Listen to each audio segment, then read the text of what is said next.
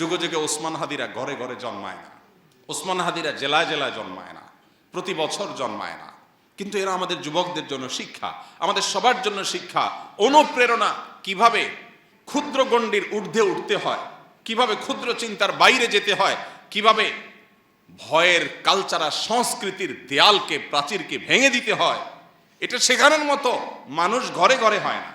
মুসলমানের সম্মান নিহিত আছে দুইটা জিনিসের মধ্যে: এক, মৃত্যুর ভয়কে জয় করা; দুই, দুনিয়ার মোহের ঊর্ধ্বে উঠা। বেঁচে থেকে কি হবে? বেঁচে থেকে কতকাল বাঁচতে পারবো? 1000 বছর তো বাঁচতে পারবো না, মরতে তো হবেই। তাহলে সে মৃত্যুটা কেন গৌরবের মৃত্যু হবে না? সে মৃত্যুটা কেন সার্থক মৃত্যু হবে না? সে মৃত্যু কেন হাজার হাজার তরুণকে উজ্জীবিত করবে না? সে মৃত্যু কেন বহু মানুষের বিবেককে খুলে দিবে না? সে মৃত্যু কেন অন্যকে অনুপ্রাণিত করবে না? এই মৃত্যু কেমন মৃত্যু যে মৃত্যু আমার একজন ভীরু মানুষের মতো মৃত্যু হবে? আমি পলায়ন পর হয়ে মৃত্যু কেন বরণ করব? এই মৃত্যুর ভিতরে কি সার্থকতা আছে? এই মৃত্যু তো সবাই বরণ করে, গরু ছাগলেরও তো মৃত্যু হয়। আমি মানুষ, আমি প্রাণী, আমি মুসলিম, আমি আল্লাহর নবীর উম্মত, আমি বড় বড় সাহাবীদের অনুসারী, অতএব আমার মৃত্যু তো অন্য 10 জনের মৃত্যু মতো হতে পারে না। আমি একজন আদর্শবাদী মুসলিম হতে হয়। আমার চোখে মুখে থাকবে দুনিয়া জয় করার স্বপ্ন, আমার চোখে মুখে থাকবে অন্যায়ের বিরুদ্ধে কথা বলার স্বপ্ন, মাজলুম মানুষের পক্ষে কথা বলার স্বপ্ন, অন্যায় অনাচারের বিরুদ্ধে কথা বলার স্বপ্ন। এটা যদি চোখে না থাকে, এই পুরুষত্বের দাম কি? এই মনুষ্যত্বের দাম কি? এই মুসলমানিত্বের দাম কি? এই তথাকথিত ঈমানের পরিচয় নামে অভিনয় করার দাম কি?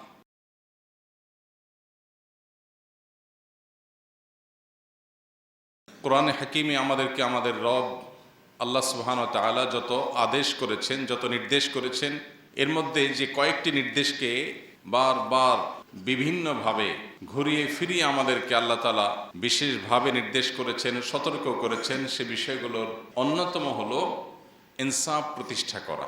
কোরআনে কারিমে ইনসাফ এ বিষয়টিকে কোথাও আদল, কোথাও কিসত, কোথাও অন্য কোনো শব্দ দ্বারা আল্লাহ তাআলা আখ্যায়িত করেছেন, এবং এই ইনসাফ সংশ্লিষ্ট নির্দেশনা কোরআনে কারিমে কমপক্ষে 30 বারেরও বেশি আল্লাহ তাআলা আমাদেরকে দিয়েছেন।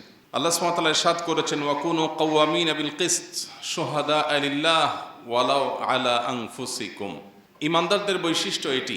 আল্লাহ তাআলা নির্দেশ করেছেন মুমিনদেরকে যে আমরা যেন ইনসাফ প্রতিষ্ঠাকারী হই, আমরা যেন ন্যায় এবং ন্যায্যতার পক্ষে সব সময় থাকি এবং সেটাকে সমাজে প্রতিষ্ঠিত করে ছাড়ি। এমনকি ন্যায় বা ইনসাফ প্রতিষ্ঠা করতে গিয়ে যদি নিজের বিরুদ্ধেও যায়, আমার গোষ্ঠীর বিরুদ্ধেও যায়, আমি একজন আলিম, কোনো আলিম অন্যায় করেছেন, আমি একজন মুসলিম, কোনো মুসলিম অন্যায় করেছেন, আমি কোনো একটা দলকে অনুসরণ করি, সে দলের মানুষজন অন্যায় করেছেন, নিজেদের বিরুদ্ধে গেলেও যেন আমরা ইনসাফের কথা বলি, আমরা যেন কখনো ইনসাফ থেকে বিচ্ছিত না হই, এই পরিষ্কার নির্দেশনা আল্লাহ তাআলা আমাদেরকে দিয়েছেন। আল্লাহ সুবহানাহু ওয়া তাআলা অন্য আয়াতে বলেছেন, ওয়ালা ইয়াজরিমান্নাকুম শানআনু কওমিন আলা আল্লা তা'দিলু ই'দিলু হুয়া আকরাবু লিত-তাকওয়া। যদি তোমার কোনো শত্রু, ভিন্ন মতাবলম্বী, তোমার মতের বিরুদ্ধের কোনো মানুষও যদি কোনো ইনসাফ এর হকদার হয়, তার ব্যাপারেও যদি তোমার কোনো অবস্থান নিতে হয়, খবরদার ব্যক্তিগত, আদর্শগত বা যে কোনো ধরনের শত্রুতার কারণে কোনো ব্যক্তির প্রতি তোমার দ্বারা যেন জুলুম না হয়। ইনসাফের কথা সবার বেলায় বলতে হবে, শত্রুর বেলায়ও। এমনকি ইনসাফের কথা বলতে গেলে যদি নিজের বিরুদ্ধেও যায়, নিজের বাবার বিরুদ্ধেও যায়, ভাইয়ের বিরুদ্ধেও যায়, তাহলেও এই সততার পরিচয় দিতে হবে। এটা হলো ঈমানের দাবি। দুঃখজনক হলেও সত্য, আজ আমরা যারা নিজেদেরকে ঈমানদার বা মুসলমান বলে পরিচয় দিতে প্রাউড ফিল করি, গর্ববোধ করি, আমরা বেশিরভাগ মানুষ এই জায়গায় আমরা আমাদের সততার পরিচয় দিতে পারি না। এই জায়গায় এসে আমাদের পা পিছলে যায়, এই জায়গায় এসে আমরা আমাদের ন্যায়নিষ্ঠতার জায়গা থেকে আমরা সরে যাই। অথচ আল্লাহ রাব্বুল আলামিনের কাছে প্রিয় পাত্র হওয়ার প্রয়োজনে, আখিরাতে নাজাতের প্রয়োজনে শুধু আমাদেরকে নামাজ পড়লে হবে না। নামাজের পাশাপাশি আমার সামগ্রিক জীবনে ইনসাফ সর্বত্র আমাকে প্রতিষ্ঠা করার সংগ্রাম, প্রচেষ্টা, এটা অব্যাহত রাখতে হবে। আমি যদি জুলুম করি, আমি যদি জুলুমের সমর্থক হই, আমি যদি জুলুমকে সহনীয় বিষয়ে পরিণত করি, আমি যদি জুলুমের ব্যাপারে সোচ্চার না হই, আমি যদি আমার ন্যূনতম দায়িত্বটুকুও পালন না করি, তো আল্লাহ রাব্বুল আলামিন আমাদেরকে সতর্ক করেছেন। আল্লাহ বলেছেন, ওয়ালা তারকানু ইলাল্লাযীনা যালামু ফাতামাসসাকুমুন নার। সমাজে যে সমস্ত জুলুম চলছে, অনাচার চলছে, অবিচার চলছে, অন্যায় চলছে, এই সমস্ত অন্যায় অবিচারে অনেকেই জুলুম এবং জালিমদের দিকে ঝুঁকে পড়েন, জুলুম এবং জালিমদের দিকে ঝুঁকে পড়েন। যেদিকে বাতাস সেদিকে ছাতা ধরেন। লম্বা একটা সময় আমরা দেখেছি আমাদের দেশে ধর্মকর্ম পালন করা এটাকে বাঁকা চোখে দেখা হতো। পশ্চিমারা যে ইসলামোফোবিয়া সমাজে সৃষ্টি করেছে, তৈরি করেছে, সেটার প্রভাবে আমাদের দেশেও শিক্ষা প্রতিষ্ঠানে, সরকারি বেসরকারি প্রতিষ্ঠানে, সমাজে সর্বত্র বিভিন্ন ক্ষেত্রে দাড়ি টুপি পরা মানুষ, সৎ নেককার মানুষ, তাদেরকে পর্যন্ত কোণঠাসা করে রাখা হতো এবং মনে করা হতো এটাই স্বাভাবিক। নামাজি কালামে মানুষও এই জিনিসগুলোকে মেনে নিয়েছিল অনেকটা। হ্যাঁ, কিছু সংখ্যক মানুষ হয়তো অন্যায়ের বিরুদ্ধে চেষ্টা করেছেন লড়াই করবার। তো আল্লাহ রাব্বুল আলামিন সে বিষয়ে বলেছেন, ওয়ালা তারকানু ইলাল্লাযীনা যালামু ফাতামাসসাকুমুন নার। যারা জুলুম করেছে, যারা অন্যায় অবিচার করেছে, এই মানুষগুলোর দিকে তোমরা যদি ঝুঁকে পড়ো, অন্যায়কে মেনে নিলেন, ঠিক আছে এখন এটাই চলে, কি আর করা যাবে। অনেক নামাজি কালামি বাপ তার সন্তানকে এক সময় দাড়ি রাখতে উদ্বুদ্ধ করতেন না। তিনি নিজে দাড়ি রাখেন, দাড়ি রাখা মুসলমানের জন্য ওয়াজিব, আল্লাহ নবীর নির্দেশ তিনি জানেন এবং তিনি বিশ্বাস করেন, তিনি সেটাকে রেসপেক্ট করেন, তিনি মানতে চান। কিন্তু এটা করতে গেলে হেনস্থার শিকার হবে আমার ছেলে, এই জন্য ছেলেকে দাড়ি চাচতে অনেক বাবা বলতেন। তিনি মুসলিম হিসাবে আদর্শ মুসলিম হতে পারেন নাই যে আমি অন্যায়ের বিরুদ্ধে দাঁড়াবো, কথা বলবো, প্রতিবাদ করব, চেষ্টা করব। বেশিরভাগ মানুষ আমরা এরকম। হ্যাঁ, কিছু মানুষ, কিছু আল্লাহর বান্দা সব সময় অন্যায়ের বিরুদ্ধে সাধ্য অনুযায়ী লড়ে গেছে। তো আয়াত বলছে যারা জুলুম করে তাদের দিকে যদি তোমরা ঝুঁকে পড়ো দলীয় আনুগত্যের কারণে, অথবা ঈমানের দুর্বলতার কারণে, অথবা মৃত্যু ভীতির যে সংস্কৃতি, এই সংস্কৃতির কারণে তোমরা যদি চাচা আপনা জান বাঁচাও এই মানসিকতা লালন করে জালিমদের দিকে ঝুঁকে পড়ো, ফাতামাসসাকুমুন নার, মনে রাখবে জাহান্নামের আগুন তোমাদেরকে স্পর্শ করবেই করবে। মাদাল্লাকুম মিন দুনিল্লাহি মিন আউলিয়া, আল্লাহ ছাড়া কোনো অভিভাবক সাহায্যকারী সেদিন তোমরা পাবে না। সুম্মা লা তুনসারুন, এবং কেউ তোমাদের সাহায্যকারী হবে না, কেউ সাহায্য করবে না। আবু সাঈদ খুদরী রাদিয়াল্লাহু তাআলা আনহুর একটা প্রসিদ্ধ হাদিস আমরা অনেকে বারবার শুনেছি। তিনি বলেছেন, নবী করিম সাল্লাল্লাহু আলাইহি ওয়াসাল্লাম ইরশাদ করেছেন, আফদালুল জিহাদে কালিমাতু আদলিন ইনদা সুলতানিন জায়ের। সবচেয়ে উত্তম জিহাদ হলো অন্যায় অনাচারকারী শাসক ক্ষমতাধর মানুষের সামনে ন্যায় এবং ইনসাফের কথা বলা। এটা আজ সমাজ থেকে হারিয়ে গেছে। আমরা প্রত্যেকটা মানুষ এখন সেলফিশ। আমরা প্রত্যেকটা মানুষ, এমনকি ধার্মিক মানুষও আছেন অনেকে তাহাজ্জুদ গুজার, কিন্তু তিনি আত্মকেন্দ্রিক, তিনি স্বার্থপর, তিনি নিজের জান বাঁচানোতে বিশ্বাস। শহুরে জীবনে এটা তো আরো ভয়ঙ্কর। চোখের সামনে খুন হচ্ছে, যার যাচ্ছে সে বুঝুক, আমি আমার জান বাঁচায় চলে যাই, আমি ওই ঝামেলায় যেতে চাই না। বেশিরভাগ মানুষ আমরা এই মেন্টালিটির। চোখের সামনে ছিনতাই হচ্ছে, 5 জন মানুষ একটু জোরে ধমক দিলেই ছিনতাইকারী পালায় যায়, কিন্তু ওখানে গিয়ে আমি যদি কোনো ঝামেলায় পড়ি, আমি আমার জান বাঁচাই। আমরা ভোর রাতে অনেকে উঠে তাহাজ্জুদের নামাজ পড়ি, অনেক বড় ফজিলতপূর্ণ কাজ। শীতের বিরুদ্ধে সংগ্রাম করে তাহাজ্জুদ পড়া চারটিখানি কথা না, সবার কপালে নসিব হয় না। অনেকে কষ্ট করে ক্ষুধার্ত থেকে নফল রোজা রাখি আমরা, এটাও অনেক কষ্টসাধ্য কাজ। অনেকে নিজের প্রাণের অনেক পছন্দের জিনিসপত্র আল্লাহর রাহে দান করেন, অনেক কষ্ট করে কামাই করা, উপার্জন করা অর্থ করি আমরা আল্লাহর রাস্তায় দান করি, এটাও কষ্টের কাজ। কিন্তু সেই মানুষগুলো আমরা অন্যায় অনাচারের বিরুদ্ধে দাঁড়ানো, কথা বলা, ভূমিকা রাখা, এটাও যে একটা ইবাদতের কাজ। কোনো কোনো ক্ষেত্রে আমার ওই তাহাজ্জুদের চাইতে বেশি ফজিলতের বিষয়, আমার দানের চাইতে বেশি সওয়াবের বিষয়, আমার অন্যান্য ইবাদতের চাইতেও আল্লাহকে বেশি সন্তুষ্ট করবে এমন বিষয়, এটা আমরা ঘুণাক্ষরেও মনে রাখি না, বরং ভুলে গেছি। কালচারটাই এমনভাবে প্রতিষ্ঠিত হয়েছে, ভোগবাদী এই পৃথিবী আমাদেরকে এমন শিক্ষা দিয়েছে যে আমাদেরকে ভয়ের সংস্কৃতি ধারণ করতে হবে, লালন করতে হবে, নিজের জীবন বাঁচাতে হবে। জীবন বাঁচায় যদ্দূর সম্ভব ইদ্দূর করলাম। আর বেশিরভাগ ক্ষেত্রে অন্যায় অনাচার এগুলোর বিরুদ্ধাচরণ, ইনসাফ এর পক্ষে কথা বলা, অবস্থান নেওয়া, এই বিষয়গুলোকে আমরা ভুলে গেছি। অথচ নবী করিম সাল্লাল্লাহু আলাইহি সাল্লামের সে হাদিস আমাদের কার না জানা। আমরা কে এই হাদিসটি না শুনেছি, যে হাদিসটিতে নবীজি বলেছেন, মান রাআ মিনকুম মুনকারান ফালইউগাইয়িরহু বিয়াদিহি, তোমাদের কেউ যদি কোনো অন্যায় দেখে, সে যেন তার হাত দিয়ে সে অন্যায়কে পরিবর্তন করে দেয়।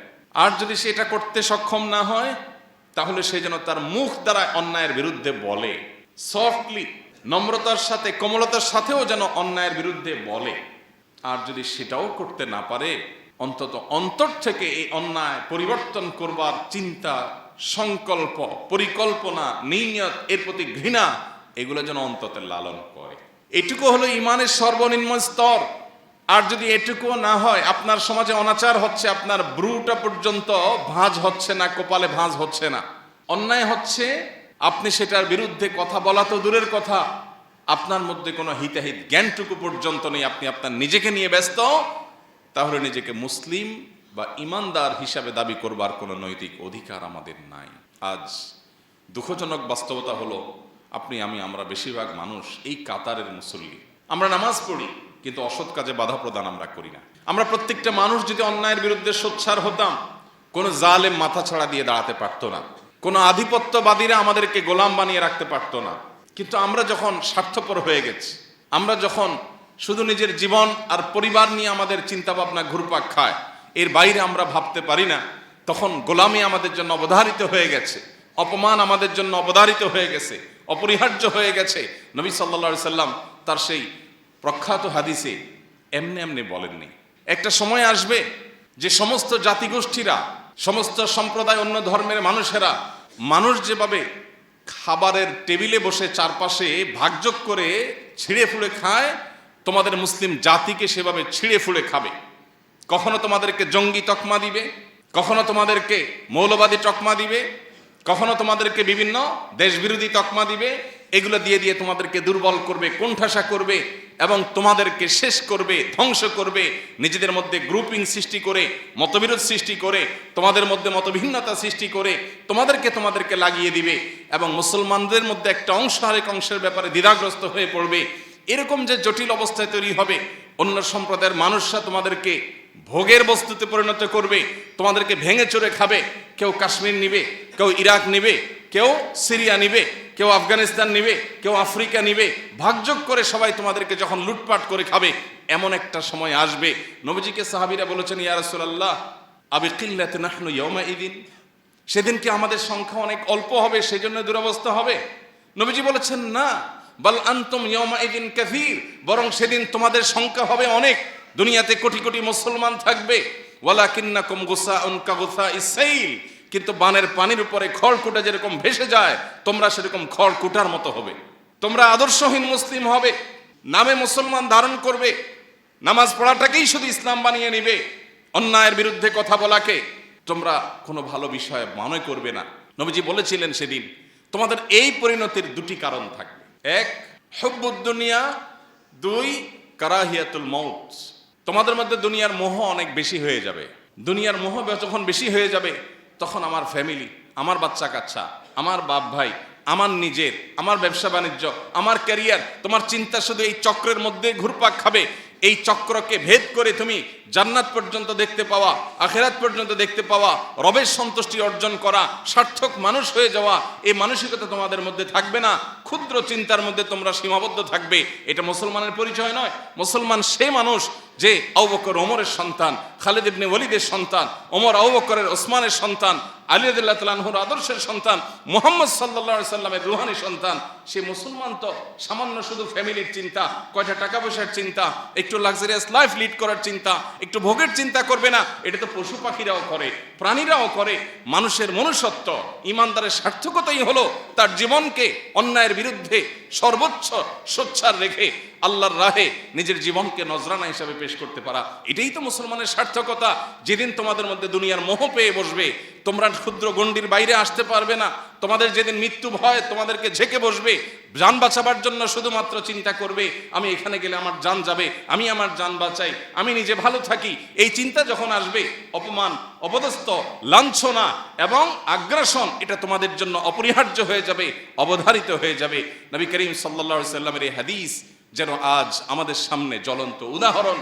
আজ প্রত্যেকটা মুসলমান আমরা নামাজ পড়তে রাজি আছি, রোজা করতে রাখতে রাজি আছি, দান সাদেকা করতে রাজি আছি, সুবহানাল্লাহ আলহামদুলিল্লাহ পড়তে রাজি আছি, তাসবিহাত পড়তে আমরা রাজি আছি। এগুলো ভালো কাজ, কোনো সন্দেহ নেই। কিন্তু আমরা অন্যায়ের বিরুদ্ধে কথা বলতে গিয়ে যদি রিস্ক নিতে হয়, সেই রিস্ক নিতে আমরা রাজি না। সময় তো ভাইরা আমার, অথচ নবী করিম সাল্লাল্লাহু আলাইহি সাল্লাম বলেছেন, মান কুতিলা দুনা দামিহি ফাহুয়া শাহীদ, মান কুতিলা দুনা মালিহি ফাহুয়া শাহীদ। যে ব্যক্তি প্রতিরোধ করতে গিয়ে, অধিকার রক্ষা করতে গিয়ে, অন্যায়ের বিরুদ্ধাচরণ করতে গিয়ে মারা যায়, সে শহীদের মর্যাদা পায়। ভাইরা আমার, আমাদের দেশের প্রেক্ষাপটে দীর্ঘদিন পর্যন্ত একটা ন্যারেটিভ প্রতিষ্ঠা হয়েছিল। সেটি হলো বিপ্লবী মানসিকতা মানেই হলো যারা ইসলাম গায়ে মাখায় না, এই মানুষগুলোকে বিপ্লবী বিপ্লবী মোড়ে আমরা দেখতে পেতাম, অথচ মুসলমান হলো সবচেয়ে বড় বিপ্লবী। অন্যায়ের বিরুদ্ধে, অনাচারের বিরুদ্ধে, আধিপত্যবাদের বিরুদ্ধে এই ভারতবর্ষ থেকে আধিপত্যবাদীদের, সাম্রাজ্যবাদীদের খেদাও আন্দোলনে কি ভূমিকা ছিল মুসলিমদের, ওলামা একরামের নেতৃত্ব ছিল, আমরা সেই ইতিহাস ভুলে গেছি। প্রিয় ভাইরা আমার, সময় এসেছে আমাদেরকে নতুন করে ভাববার, আল্লাহ রাব্বুল আলামিনের রাহে নিজের জীবনকে কোরবান করার জন্য মানসিকভাবে প্রস্তুত হওয়ার। আল্লাহ আমাদের সবাইকে তৌফিক দান করুন। ইমানদার কখনো স্বার্থপর হতে পারে না, ইমানদার কখনো সীমাবদ্ধ গণ্ডির মধ্যে চিন্তা করতে পারে না, বরং এটা অতিক্রম করতে পারা ইমানদারের সার্থকতা। মুহতারাম হাজিরিন, আজ বড় বেশি প্রয়োজন সেই সাহাবায়ে কেরামের চেতনার। নবী সাল্লাল্লাহু আলাইহি সাল্লাম যে চিত্র অঙ্কন করেছেন মুসলমানের, সেই চিত্রের বাস্তব উদাহরণ হতে পারে এরকম কিছু মুসলমানের। এরকম কিছু মুসলমান যদি আজ পৃথিবীতে তৈরি হয়, তাহলে আবারও মুসলিমের সে গৌরব, মুসলমানদের সে শৌর্যবীর্য, মুসলমানদের সে ঐতিহ্য, সেটা আবারও উদ্ধার করা সম্ভব। এবং সবচেয়ে বড় কথা হলো, আল্লাহ রাব্বুল আলামিনের কাছে আমার প্রিয় পাত্র হওয়া, আমার আখিরাতকে নিজের করে নেওয়ার এর চেয়ে শর্টকাট এবং সংক্ষিপ্ত কোনো উপায় নাই। যে ব্যক্তি তার জীবনের মায়া ত্যাগ করে, তার কাছে দুনিয়ার মোহ কোনো বিষয়। যে ব্যক্তি তার জীবনের মায়া ত্যাগ করতে পারে, তার কাছে পার্থিব ছোটখাটো স্বার্থ এগুলো কোনো বিষয় হতে পারে না। তাকে পৃথিবীতে কেউ পরাজয় করতে পারে না যে মৃত্যুকে ভয় করে না, বরং যে মৃত্যুকে আলিঙ্গন করবার জন্য, মৃত্যুকে ওয়েলকাম করার জন্য যে অপেক্ষা করে, সে ব্যক্তিকে কখনো কেউ পরাজিত করতে পারে না। সে মানসিকভাবে সবচেয়ে সুখী, যে বেঁচে থাকার জন্য বিড়ালের মতো এদিক সেদিক ছুটাছুটি করে, নিজের জীবন রক্ষা করার জন্য, নিজের যান বাঁচানোর জন্য, নিজের সুবিধা রক্ষার জন্য, ব্যবসাটা বাঁচানোর জন্য, পিঠটা বাঁচানোর জন্য, নিজেকে রক্ষা করার জন্য শুধুমাত্র নিজেরা নিজের পরিবারের গণ্ডির মধ্যে যে সীমাবদ্ধ হয়ে থাকে, এই ব্যক্তি লাঞ্ছনার জীবনের মধ্যে থাকে। সে হয়তো হালুয়া রুটি খেয়ে বেঁচে থাকে, সে হয়তো ভালো দিনাতিপাত করে, কিন্তু মানসিকভাবে সে কখনো একজন স্বাধীন, একজন বিজয়ী মানুষের মানসিকতা নিয়ে ধারণ করতে পারে না, জীবন লালন করতে পারে না। সম্মানিত উপস্থিতি, আল্লাহ তাআলা কোরআনে কারিমে আমাদেরকে বারবার করে বিষয়গুলো সতর্ক করেছেন, সাবধান করেছেন। এই জন্য আমাদের কোরআন বারবার পড়া উচিত। কোরআনের প্রতিটা পৃষ্ঠার প্রতিটা লাইন আমাদের জীবনে গুরুত্বপূর্ণ পরিবর্তন আনতে ভূমিকা রাখে। আমরা যদি কোরআন পড়ি, কোরআন বোঝার চেষ্টা করি, কোরআনের প্রত্যেকটা শব্দ হরফ থেকে পাওয়া বার্তা যদি আমাদের জীবন ধারণ করতে পারি, শুধু আখিরাত নয়, দুনিয়ার জীবন আমাদের সোনার জীবনে পরিণত হবে ইনশাআল্লাহ। আজকের পৃথিবী সফলতার যে সংজ্ঞা দাঁড় করিয়েছে, আজকের পৃথিবী সার্থকতার যে সংজ্ঞা দাঁড় করিয়েছে, যে ডেফিনিশন স্থির করে দিয়েছে, এটাকে বদলে দিয়েছে কোরআন, এটাকে পরিবর্তন করে দিয়েছে কোরআন। ভোগের মধ্যে নয়, ত্যাগের মধ্যেই সার্থকতা। বিড়ালের মতো শুধুমাত্র যান বাঁচানোর চিন্তা করার মধ্যেই কোনো সফলতা নয়, সুখ নয়। সুখ প্রকৃত অর্থে রিস্ক নিয়ে জীবন বাজি রেখে অন্যায়ের বিরুদ্ধে কথা বলার মধ্যেই নিহিত আছে। সে জীবনে জীবন, যে জীবন বাঘের মতো অল্প সময় বেঁচে থাকে, বিড়ালের মতো বছরকে বছর যুগ যুগ ধরে বেঁচে থাকার নাম জীবন না, এটার নাম লাঞ্ছনা, এটার নাম অপমান। যে অপমান শুধু আখিরাতেই হবে না, এই অপমান দুনিয়াতেই হবে, আমাদের চোখের সামনে আমরা দেখতে পাচ্ছি। মুহতারাম হাজিরিন, আল্লাহ রাব্বুল আলামিন বলেছেন, কুল্লু নাফসিন যায়িকাতুল মাউত। প্রতিটা প্রাণীকে মৃত্যু স্বাদ আস্বাদন করতে হবে, প্রতিটা প্রাণীকে মারা যেতে হবে। কোনো প্রাণী মৃত্যুর স্বাদ আস্বাদন করা ছাড়া পৃথিবী থেকে যেতে পারবে না, বা আজীবন পৃথিবীতে টিকে থাকতে পারবে না। মৃত্যু যখন অবধারিত, তাহলে বীরের মতো মৃত্যু, সার্থকতার মৃত্যু, অন্যায়ের বিরুদ্ধে অবস্থান নিতে গিয়ে মৃত্যু, এর চাইতে সফলতা, এর চেয়ে সার্থকতা আর কি হতে পারে? আল্লাহ রাব্বুল আলামিন আমাদের সবাইকে শাহাদাতের তামান্না অন্তরে লালন করার তৌফিক দান করুন। শাহাদাত তো অনেক পরের বিষয়। আমরা যদি আমাদের সমাজে প্রচলিত অনাচারগুলোর বিরুদ্ধে অন্তত চিন্তা ভাবনা শুরু করি, সব জায়গায় হয়তো আমাকে বৈপ্লবিক ভূমিকা রাখতে হবে না, আমি যদি অন্তত নাহি আনিল মুনকার, অসৎ কাজে বাধা প্রদান করার এই কাজটা শুরুটাও করতে পারি, তাহলেও আমি একজন মুমিন হিসাবে, ইমানদার হিসাবে এটা আমার সার্থকতার বিষয় হবে। আল্লাহ সুবহানাহু ওয়া তাআলা আমাদেরকে বড় বেশি ভালোবাসেন। আমরা আল্লাহ তাআলার প্রিয় হাবিব মুহাম্মদ সাল্লাল্লাহু আলাইহি সাল্লামের আদরের উম্মত, তার সবচেয়ে শ্রেষ্ঠ খলিল, তার বন্ধু, তার সবচেয়ে আপন মানুষটার, আপন সৃষ্টিটার আমরা উম্মত, তার পরিবারের সদস্য, যার কারণে আল্লাহ আমাদেরকে অনেক বেশি ভালোবাসেন। পৃথিবীর ইতিহাসে যত জাতিগোষ্ঠী এসেছে, যত সম্প্রদায় এসেছে, সবার মধ্যে উম্মতে মুহাম্মদী আল্লাহর কাছে স্পেশাল। আল্লাহ এদেরকে বিশেষভাবে তৈরি করেছেন এবং পছন্দ করেন। আল্লাহ বলেছেন, কুনতুম খয়রা উম্মাহ, তোমরা শ্রেষ্ঠ সম্প্রদায় হয়েছো, তোমরা শ্রেষ্ঠ সম্প্রদায়, শ্রেষ্ঠ উম্মাহ হয়েছো, কারণ উখরিজাত লিন-নাস, তোমরা ফ্যামিলির এবং নিজের স্বার্থের এই গণ্ডির মধ্যে, চক্রের মধ্যেই শুধুমাত্র ঘুরপাক খাবে, এটা তোমাদের সাথে যায় না, মানায় না। উখরিজাত লিন্নাস, তোমাদেরকে সৃষ্টি করা হয়েছে মানুষের জন্য। আমি সৃষ্টি হয়েছি কার জন্য? আমি শুধু আমার ফ্যামিলি চিন্তা করব না। একটা অনাচার হবে, কোনো মানুষ জুলুমের শিকার হবে, সমাজে কোনো অনাচার এস্টাবলিশড হবে, অন্যায় চলবে, আমি সেটা মেনে নিব না। সবসময় হয়তো আমি হাত দিয়ে বাধা দিতে পারবো না, অন্তত আমার এটার বিরুদ্ধে অবস্থান নিতে হবে, ভূমিকা রাখতে হবে। সেটা হোক আমার প্রিয়জনের বিরুদ্ধে, হোক আমার এলাকার মানুষের বিরুদ্ধে, হোক আমার বন্ধুর বিরুদ্ধে। আমাকে ইনসাফ প্রতিষ্ঠা করতে হবে। বেইনসাফ করা মানুষ কখনো মুসলমান হতে পারে না, অসম্ভব। কিন্তু আজ বেইনসাফি রন্ধ্রে রন্ধ্রে আমাদের, সামান্য একটু স্বার্থের জন্য, চক্ষু লজ্জার খাতির আমরা অন্যায় করি। আল্লাহ বলেছেন, কুনতুম খায়রা উম্মাতিন উখরিজাত লিন্নাস, আমাদের সৃষ্টি করা হয়েছে, বের করা হয়েছে মানুষের জন্য, মানুষের কল্যাণে কাজ করব। তা'মুরুনা বিল মা'রুফ ওয়া তানহাউনা আনিল মুনকার ওয়া তু'মিনুনা বিল্লাহ, সৎ কাজের আদেশ, অসৎ কাজে বাধা প্রদান করা, এটা আমাদের দায়িত্ব। আল্লাহ আমাদের সবাইকে দায়িত্ব যথাযথভাবে পালন করার তৌফিক দান করুন। মুহতারাম হাজরিন, মৃত্যু তো অবধারিতই। আল্লাহ বলেছেন, কুল ইন্নাল মাউতাল্লাযী তাফিররুনা মিনহু ফাইন্নাহু মুলাকীকুম, যে মৃত্যু থেকে পলায়ন করার জন্য চেষ্টা করছো, তোমরা যে মৃত্যু থেকে রক্ষা পাওয়ার জন্য পালিয়ে বেড়াও, এখানে না ওখানে, ওখানে গেলে মনে হয় বাঁচবো, এটা করলে মনে হয় বাঁচবো, এটা বললে মনে হয় বাঁচবো না, এই বাঁচার জন্য তোমাদের যে প্রাণান্তকর প্রচেষ্টা, তোমাদের যে পলায়ন পর মানসিকতা, মনে রাখবে সেই মৃত্যু তোমাদের সাথে সাক্ষাৎ করবে। শব্দটা লক্ষণীয়, ফাইন্নাহু মুলাকীকুম। আল্লাহ বলেন নাই যে তোমরা যখন পলায়ন করবে মৃত্যু তোমাদের পিছন থেকে এসে ধরবে, সেটা বলেন নাই। মুলাকীকুম বলেছেন মৃত্যু তোমাদের সামনে থেকে এসে সাক্ষাৎ করবে। তুমি যেদিকে যাচ্ছ পলায়ন করতে, ওই দিক থেকে মৃত্যু আসবে তোমাকে সাক্ষাৎ করার জন্য, এড়াতে পারবে না। মৃত্যু যখন অবধারিত, তাহলে সেটা শিয়ালের মৃত্যু কেন হবে, বাঘের মৃত্যুই হওয়া উচিত। আল্লাহর কাছেই তামান্না থাকতেই হবে ইমানদারের, যে আল্লাহ মৃত্যু যখন হবেই, মরবই যখন, আমি যেন অন্যায়ের বিরুদ্ধে কথা বলতে গিয়ে, কাজ করতে গিয়ে মরি, এটাই তো সার্থকতার মৃত্যু। আমি ভীরু মানুষের মতো মৃত্যুবরণ করতে পারি না। নবী সাল্লাল্লাহু আলাইহি সাল্লাম আল্লাহর কাছে পানাহ চেয়েছেন, আল্লাহুম্মা ইন্নী আউযু বিকা মিনাল বুখলি ওয়াল জুবন, আল্লাহ আপনার কাছে আমি কৃপণতা থেকে, ভীরুতা থেকে পানাহ চাই। আমি যেন ভীরু হয়ে না পড়ি, আমি যেন হীনমন্য হয়ে না পড়ি, আমি যেন ভীত সন্ত্রস্ত না হই। আজ আমাদের সমাজে মুসলমানদের মধ্যে ভয়ের সংস্কৃতি সৃষ্টি হয়ে গেছে। ভয়ের সংস্কৃতি সৃষ্টি হয়েছে না হয়নি?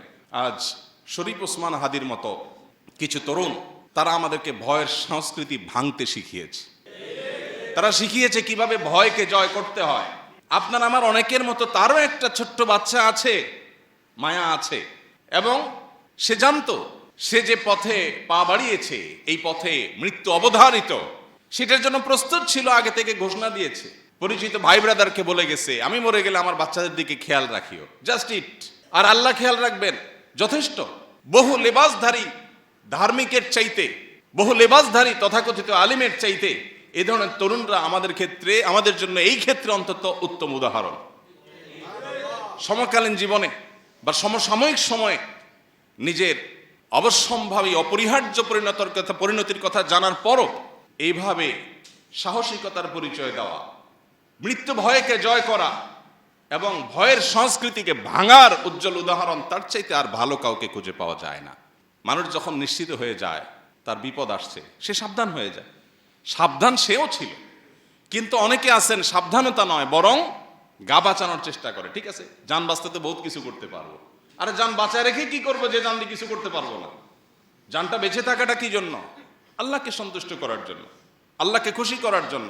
আল্লাহ রাব্বুল আলামিন আমাদেরকে এখান থেকে শিক্ষা গ্রহণ করার তৌফিক দান করুন। আজকে আমাদের যে তরুণ সমাজ আছেন, তরুণ সমাজের বড় অংশকে ভোগবাদী পৃথিবী শুধু ভোগ শিখিয়েছে।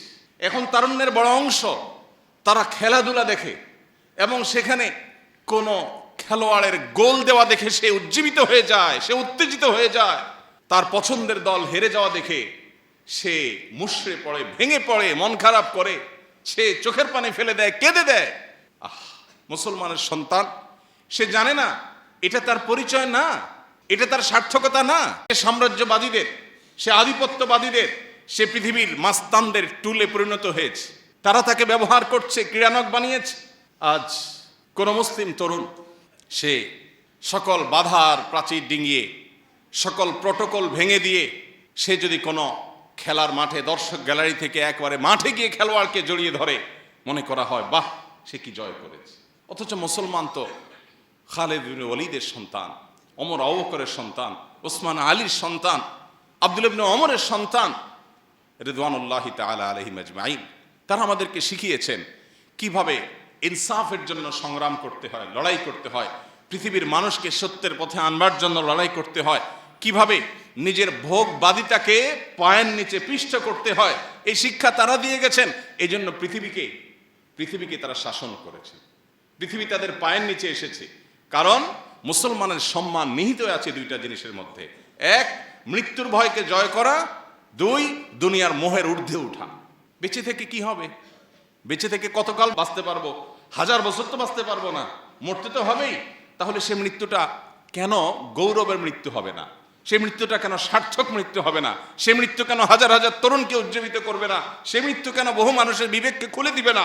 সে মৃত্যু কেন অন্যকে অনুপ্রাণিত করবে না? এই মৃত্যু কেমন মৃত্যু, যে মৃত্যু আমার একজন ভীরু মানুষের মতো মৃত্যু হবে? আমি পলায়ন পর হয়ে মৃত্যু কেন বরণ করব? এই মৃত্যুর ভিতরে কি সার্থকতা আছে? এই মৃত্যু তো সবাই বরণ করে, গরু ছাগলেরও তো মৃত্যু হয়। আমি মানুষ, আমি প্রাণী, আমি মুসলিম, আমি আল্লাহ নবীর উম্মত, আমি বড় বড় সাহাবীদের অনুসারী। অতএব আমার মৃত্যু তো অন্য 10 জনের মৃত্যু মতো হতে পারে না। আমি একজন আদর্শবাদী মুসলিম হতে হয়। আমার চোখের মুখে থাকবে স্বপ্ন, আমার চোখের মুখে থাকবে দুনিয়া জয় করার স্বপ্ন, আমার চোখে মুখে থাকবে অন্যায়ের বিরুদ্ধে কথা বলার স্বপ্ন, মাজলুম মানুষের পক্ষে কথা বলার স্বপ্ন, অন্যায় অনাচারের বিরুদ্ধে কথা বলার স্বপ্ন। এটা যদি চোখে না থাকে, এই পুরুষত্বের দাম কি? এই মনুষ্যত্বের দাম কি? এই মুসলমানিত্বের দাম কি? এই তথাকথিত ঈমানের পরিচয় নামে অভিনয় করার দাম কি? প্রিয় ভাইরা আমার, আল্লাহ রাব্বুল আলামিন আমাকে, আপনাকে, আমাদের সবাইকে এই যে দুনিয়ার মোহ আর মৃত্যু ভীতি, এই দুইটা জিনিসকে জয় করার তৌফিক দান করুন। আমাদের যাবতীয় সম্মান, আমাদের যাবতীয় ঐতিহ্য, আমাদের যাবতীয় মর্যাদা, এই দুটি বিষয়কে জয় করার মধ্যে নিহিত আছে। আল্লাহ রাব্বুল আলামিন ওসমান হাদিকে শাহাদাতের সর্বোচ্চ মাকাম দান করেন। নবী করিম সাল্লাল্লাহু আলাইহি সাল্লাম বলেছেন, মান আহাব্বা লিকা আল্লাহ আহাব্বাল্লাহু লিকাআহ। যে ব্যক্তি আল্লাহর সঙ্গে সাক্ষাৎ করাকে পছন্দ করে, যে আল্লাহর সাথে দেখা করার জন্য অপেক্ষমান থাকে, যে কখন মৃত্যু হবে আর আল্লাহর সাথে সাক্ষাৎ হবে, নবীজির সাথে সাক্ষাৎ হবে, জান্নাতে যেতে পারবে, এই আকুলতা যার অন্তরে লালন করে, স্বয়ং আল্লাহ তার সঙ্গে সাক্ষাৎ করাকে পছন্দ করেন। স্বয়ং আল্লাহ তার সাক্ষাতের প্রত্যাশী বা সাক্ষাৎ ভালোবাসেন, পছন্দ করেন। কত সার্থকতার জীবন! নবী করিম সাল্লাল্লাহু আলাইহি সাল্লামের জীবনের শেষ মুহূর্তে যখন তার দুনিয়া থেকে বিদায় নেওয়ার সময় ক্ষণ ঘনিয়ে এসেছিল, তখন তিনি বলেছিলেন, আর রফিক আল আলা, আর রফিক আল আলা, অর্থাৎ মহান বন্ধুর সান্নিধ্য আমি আশা করছি, কামনা করছি, চাই, প্রত্যাশা করছি। পিপাসা আল্লাহর সঙ্গে সাক্ষাতের, তৃষ্ণা আল্লাহর সঙ্গে দেখা হওয়ার। সে মৃত্যু কত সার্থকতার মৃত্যু! আর ভীত মানুষের মৃত্যু, বাঁচতে চাই, মরতে চাই না, এটা তো আখিরাতে বিশ্বাসী, জান্নাতে বিশ্বাসী কোনো মানুষের স্বভাব নয়। আমরা বেশিরভাগ মানুষ এই কাতারে, আমরা গায়ে গোত্রে মুসলমান, দাবিতে মুসলমান, ইবাদতে আচারে মুসলমান, কিন্তু ভেতর থেকে মুসলমান হয়ে উঠতে পারিনি, ভেতর থেকে মুমিন হয়ে উঠতে পারিনি, আমার অন্তরকে মুসলমান বানাতে পারিনি, আমার নিজেকে ইমানদার বানাতে পারিনি। যদি পারতাম তাহলে মৃত্যু আমার সবচেয়ে প্রিয় জিনিস হতো, কারণ মৃত্যুর পরেই আমার জান্নাত অপেক্ষা করছে। মৃত্যু আমার সবচেয়ে প্রিয় জিনিস হতো, কারণ তারপরে আমার নবীর সাথে সাক্ষাতের সুযোগ তৈরি হবে। মৃত্যু আমার সবচেয়ে প্রিয় জিনিস হতো, কারণ তারপরেই আমার জান্নাতে যাওয়ার পথ সুগম হবে। হাউজে কাউসার আমি পাবো, নবী রাসূলদের সাথে সাক্ষাৎ আমি পাবো, স্বয়ং আল্লাহর সাথে আমি সাক্ষাৎ পাবো। আল্লাহ আমাদের সবাইকে সে মানসিকতা লালন করার তৌফিক দান করুন। আল্লাহ রাব্বুল আলামিন কোরআনে হাকিমে বলেছেন, ওয়ালা তাহসাবান্নাল্লাযীনা কুতিলু ফী সাবিলিল্লাহ আমওয়াতা। যারা আল্লাহর রাহে মৃত্যুবরণ করেছেন, সে মানুষগুলোকে তোমরা মৃত মনে করো না, সে মানুষগুলোকে তোমরা মৃত মনে করো না। বাল আহইয়াউন ইনদা রাব্বিহিম ইরযাকুন। বরং তারা তাদের রবের কাছে জীবিত। তোমাদের কাছে মনে হতে পারে তার দেহ থেমে গেছে, তার হার্টবিট বন্ধ হয়ে গেছে। সে মৃত নিথর দেহের একজন মানুষ মনে হতে পারে, রবের কাছে তারা জীবিত, রবের সাথে সাক্ষাৎ শুরু হয়ে গেছে এবং তারা আল্লাহর কাছ থেকে রিজিক পাওয়া শুরু করে দিয়েছে। সার্থক সে জীবন, সফল সে জীবন। আল্লাহ রাব্বুল আলামিন আমাদের তারুণ্যকে ভোগবাদী দুনিয়ার এই যে মোহনীয় হাতছানি, এটাকে জয় করবার তৌফিক দান করুন। আমার তরুণ বন্ধুরা, আমার যুবক ভাইয়েরা, আজ পশ্চিমা দুনিয়া, আজ অমুসলিমদের যে সংস্কৃতি আর কৃষ্টি কালচার, এটার প্রভাবে আমরা প্রভাবিত হয়ে আমাদের কাছে ভোগ, মোজ মাস্তি এটাই জীবনে পরিণত হয়ে গেছে। আল্লাহর কসম, ভোগ আর মৌজ মাস্তির জীবন জীবন নয়। এই জীবন উপভোগ্য নয়। এটা খুবই সামান্য সময়ের সীমিত আনন্দ আপনাকে দিতে পারে, চূড়ান্তভাবে মৃত্যুর পরের সময় অপেক্ষা করতে হবে না, জীবনেই আপনাকে কুরে কুরে শেষ করবে। আপনি একটা সময় উপলব্ধি করতে পারবেন আমার জীবনের আসলে লক্ষ্যটা কি। ভোগ উপভোগ তো খুব সামান্য সময়ের, পছন্দনীয় খাবার খাচ্ছেন, এটা গলার নিচে নামার আগ পর্যন্ত উপভোগের বিষয়, এরপরে আর উপভোগের কোনো বিষয় নয়। সো এটা কোনো জীবন না। জীবন হলো সংগ্রামের জীবন, জীবন হলো ন্যায়নিষ্ঠতার জীবন, জীবন হলো আল্লাহর দাসত্বের জীবন, জীবন হলো আল্লাহর গোলামের জীবন, জীবন হলো প্রকৃত অর্থে আল্লাহর সামনে নিজেকে সঁপে দেওয়ার জীবন। জীবন হলো ত্যাগের নাম, জীবন ভোগের নাম না। জীবন হলো স্যাক্রিফাইসের নাম, জীবন উপভোগের নাম না। জীবন শুধুমাত্র বস্তুবাদের নাম না, জীবন হলো আখিরাত মুখিতার নাম। আল্লাহ আমাদের সবাইকে সেই জীবন লালন করার তৌফিক দান করুন।